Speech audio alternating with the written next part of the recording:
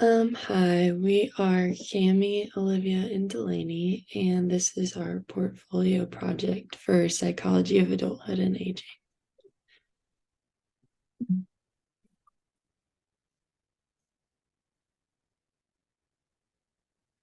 Um, for our overview today, we will be talking about first population comparisons, then celebrity aging, and the stigmas around that, aging in place apps that help older adults help age in place, cognitive reserve intervention programs, Osher Lifelong Learning Institutes for older adults, age IAT tests that we took, and we'll be comparing those. Marriage and relationship tips that we talk to older adults about, development unemployment programs, and the roundtable discussion that we will have eventually. The death discussion, in which we discuss what we would do right before we die, and then the developmental living well activity, in which we interviewed people and how they would explain living well. So. All right, so our first activity we did was comparing population changes. We had a comparison between the United States and Japan, one of India and the United States, and then between Greece and the United States. So you can see the differences in each one. And then we discussed aging celebrities. We did Reese Witherspoon, Michael B. Jordan, both considered to have aged well. And then Jennifer Aniston, who also has aged well, as she still has a youthful appearance. She still pretty much looks the same. And then Jane Fonda has aged well as well. And then for week 5, we did apps that allow older adults to age in place. So we did FaceTime, Instacart, and Uber. We went over the pros and cons of each app. And then we also did MediSafe pill reminder. And then we also did GoodRx. And then we also did an intervention program to increase cognitive reserve for week 6. It included exercise, nutrition, multilingualism, positive beliefs, and memory training.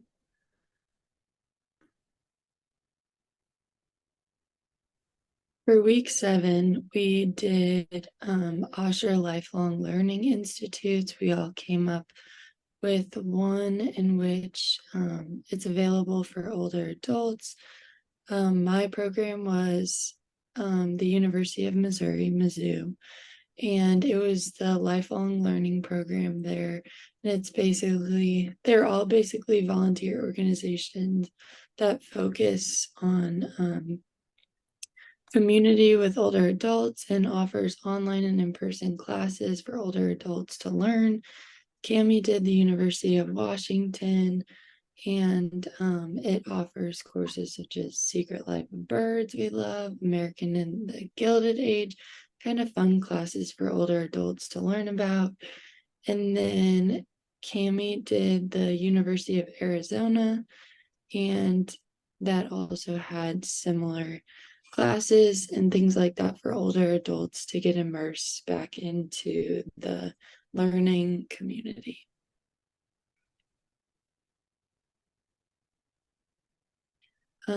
For week 9, we each took the age IAT tests, and we all kind of showed similar results. My results showed stronger preference toward younger people. It was a little bit surprising to me, but also at the same time, it does make sense because I am around younger people more than older people. Olivia's was also similar. She moderately prefers young people to old people, and these tests have proven to be pretty accurate, obviously. And then Cammie's results showed that there was no automatic preference between old and young people. They were a little different than me and Olivia's results just because she has been both around young and old people most of her life, so she doesn't have that bias. So for week 11, we did the married couples keys to successful marriage. Delaney found that communication is key. It's important to build and maintain trust. Always support your partner. Do your own things as well. And then make time for each other after having kids.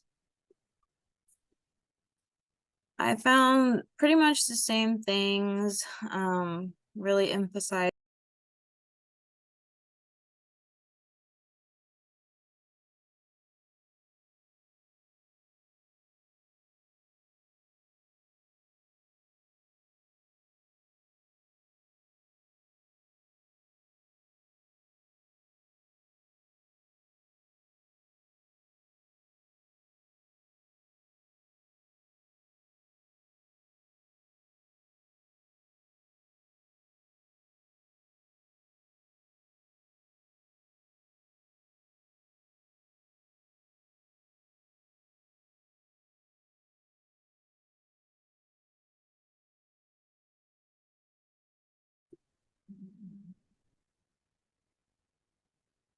Okay, so for week 12, we picked option 1. It was the roundtable discussion on discovering developmental unemployment programs. It was the activity. So I started off by researching this website called Empower Work. It helps support and aid the unemployed individuals. It's like kind of tailored towards Springfield, Missouri. It's free and secure and confidential. And overall, it just helps with counseling services and just it has a lot of benefits to people who are unemployed because sometimes it can be hard and it just supports people who are unemployed. All right, I researched the City of Springfield workforce development page. It's very extensive in all the things that they offer. It's not so much benefits for the unemployed, it's more helping people get back on their feet and find a new job. So they have a lot of workshops that help people kind of find a skill that they're good at or teach them something that'll make them more appealing to people hiring. So examples of those are like they had a technological workshop to kind of help people learn how to work computers. And then there's just so many they offer. And then they also have a career closet, which basically provides clothes for people when they're going to interviews to make them more appealing to hiring people. And then just kind of helps them have a better chance at getting hired. And then I researched the Division of Employment Security Office here in Springfield. It's where you can file unemployment and then they connect you to like community resources, like because you know you don't have health care when you're unemployed, so like they'll connect you to free health clinics or WIC or whatever. And then they also offer childcare assistance and literacy classes, and there's a lot of resources that they can get you connected with while you're trying to still looking for a job. So So when I looked into a budget, I couldn't really find an average on the payout for the unemployed in Springfield. But from looking through a few websites, Missouri has a $320 a week maximum for people who have filed unemployment. Regardless of how much you make, if you make a really large amount of money, you're still gonna only be making $320. And the maximum that you can be on that is 20 weeks. So doing some math, that ended up being $6,400 in a 20-week span.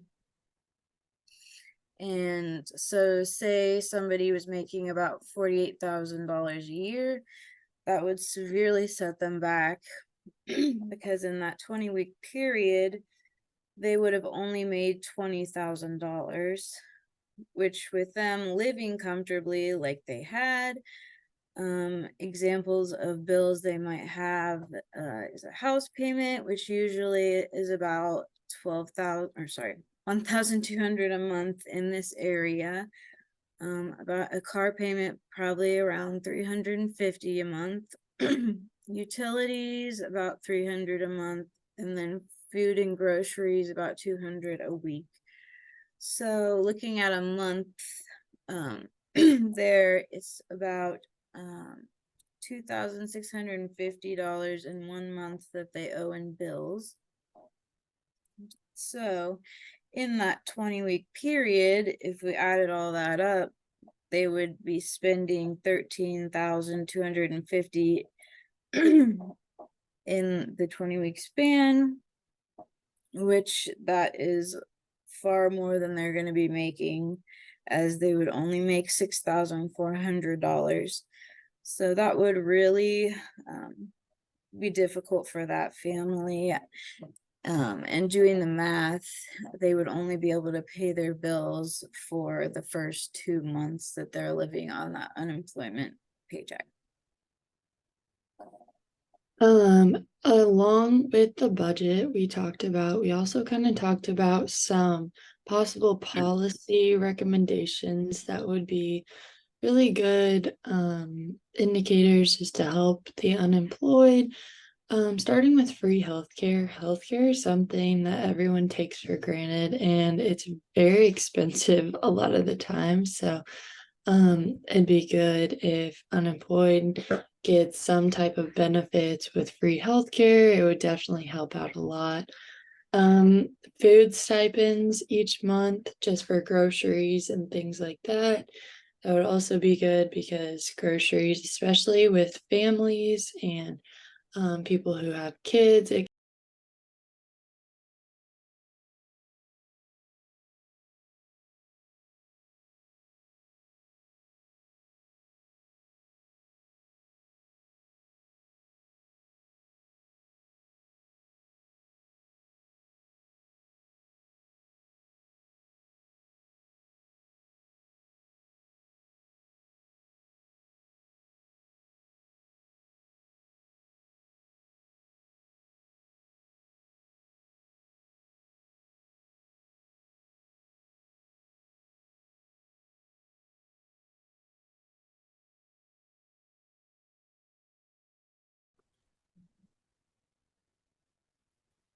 So for week 13, we chose option 4, and that had to do with basically what would we do if we only had 6 months left to live.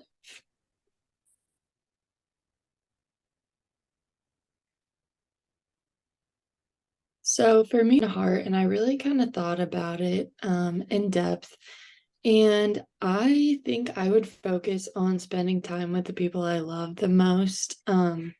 family time is really important to me, and I really love spending time with my family, so I would definitely focus on that, and I would focus on spending time with my friends. I would definitely do that the most. I would also do like anything and everything that I'd want to do if I had 6 months left to live.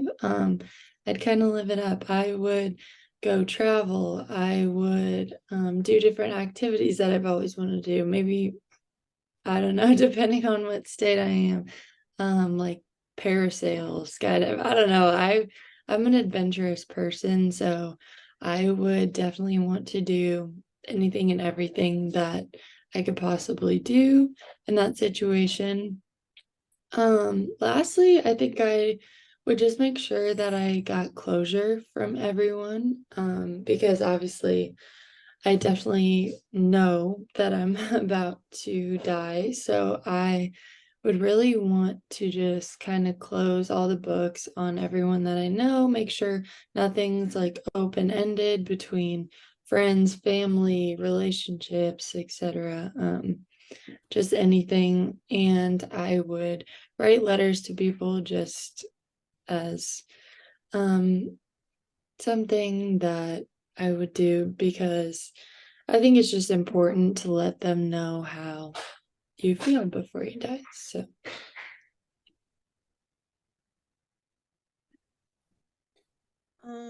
So like Delaney, I also kind of took the question to heart, and tried to really think about it.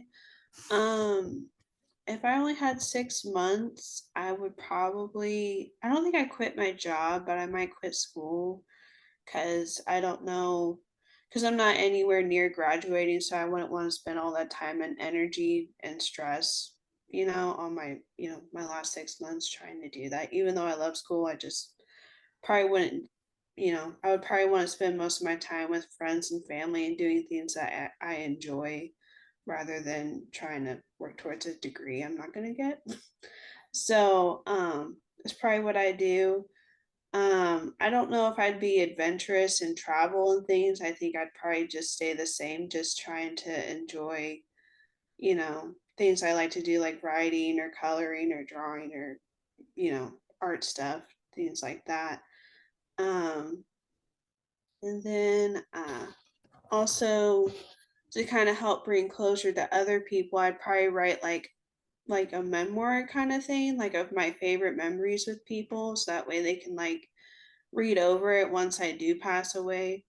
And that would kind of help them bring closure, like, oh, we had those good times and we should focus on that. So, yeah.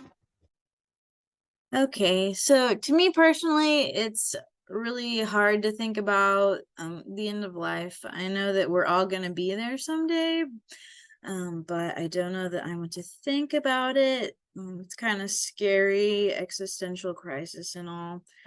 Um, but if I only had 6 months left, I would definitely drop out of school because there's going to be no need for a degree when I'm dead. Um, I would probably take trips with my family and friends, kind of soak up all the time that I had left with them. So I would also want to find closure with them. It's obviously really hard to say goodbye to the people that you've known your whole life, and I think it would be extremely difficult to say goodbye, but it's better to have closure than to not. So you can always look back at life and wish you did things differently. But at that point, it's kind of a little bit late for that. So I think it's important to just kind of be okay with the life that you lived. Kind of just accept that it kind of went that way, and it sucks that you know you're dying. I don't know that I'd rather want to know, or it kind of just be random. Just thinking about it happening is scary. But like Cami said, I would probably write letters to each of them after I pass. I would like to take a lot of photos so that my family, mainly my mom and dad, would have them to look at. I lost my cat in September, and that was really hard. And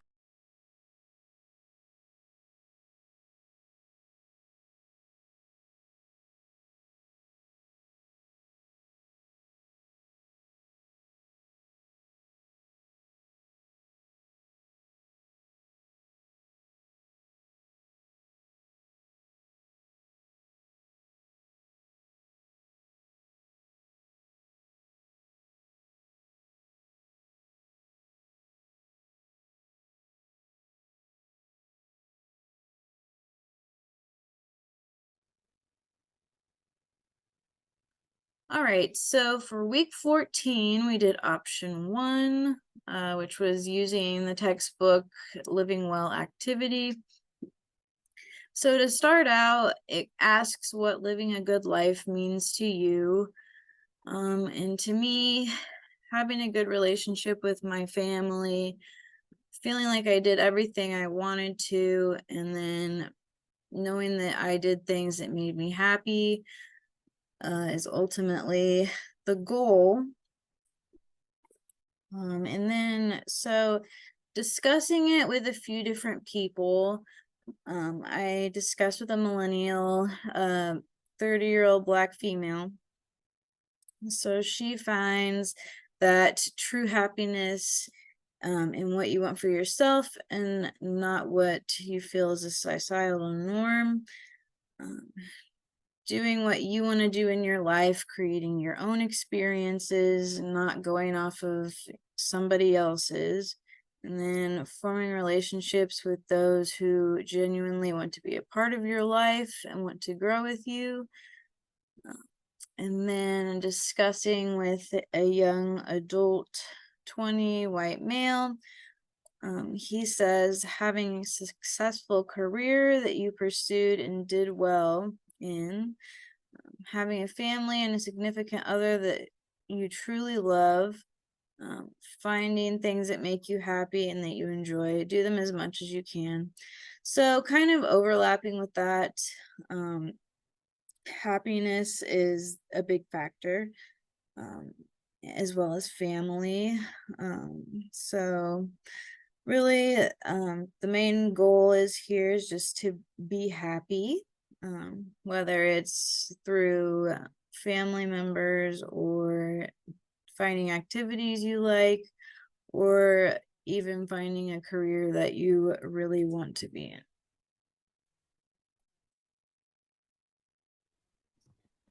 And then for me, I guess living well just means like you're healthy, like you're physically healthy, you're psychologically healthy, and you're happy with what you've done and what you're doing and things like that.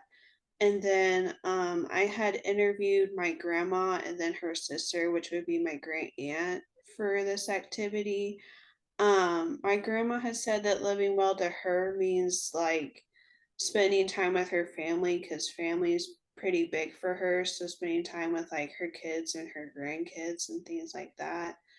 Um, and then also just being able to do things for herself because as she's gotten older, like there's things that are harder for her, but she's trying to live well by trying to stay mobile and active and things like that. And then my great aunt, she was really about staying physically and socially active, like, through your friends and family.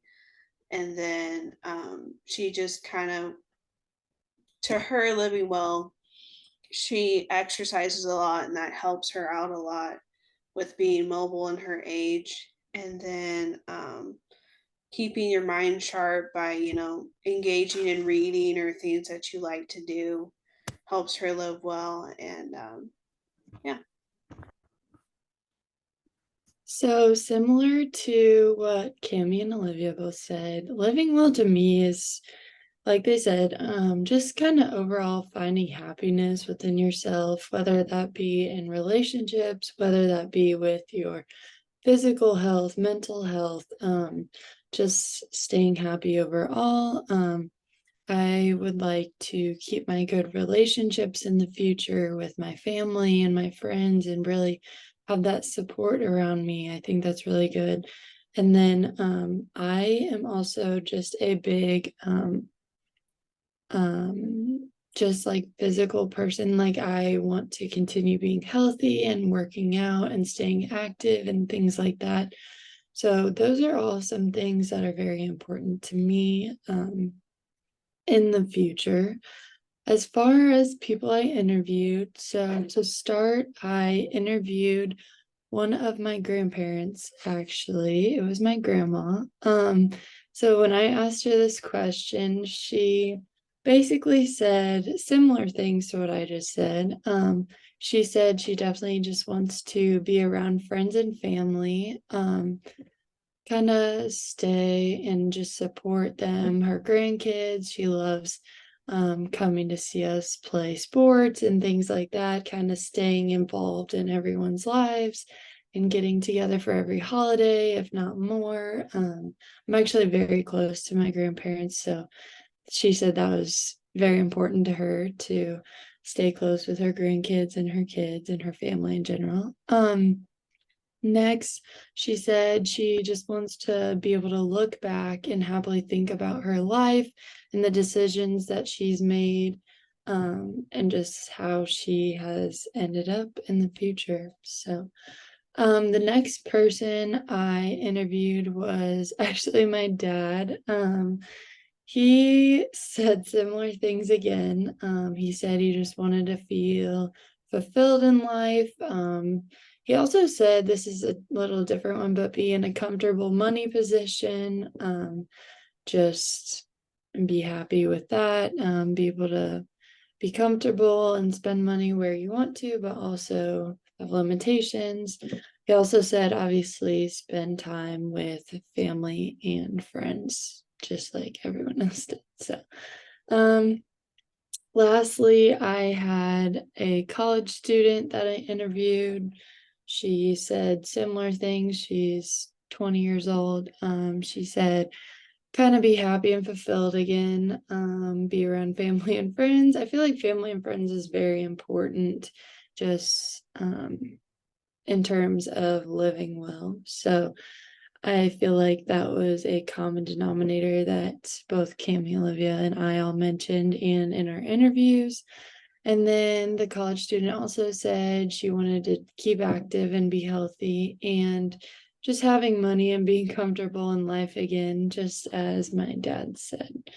So overall, I would say most people just want to feel happy and fulfilled.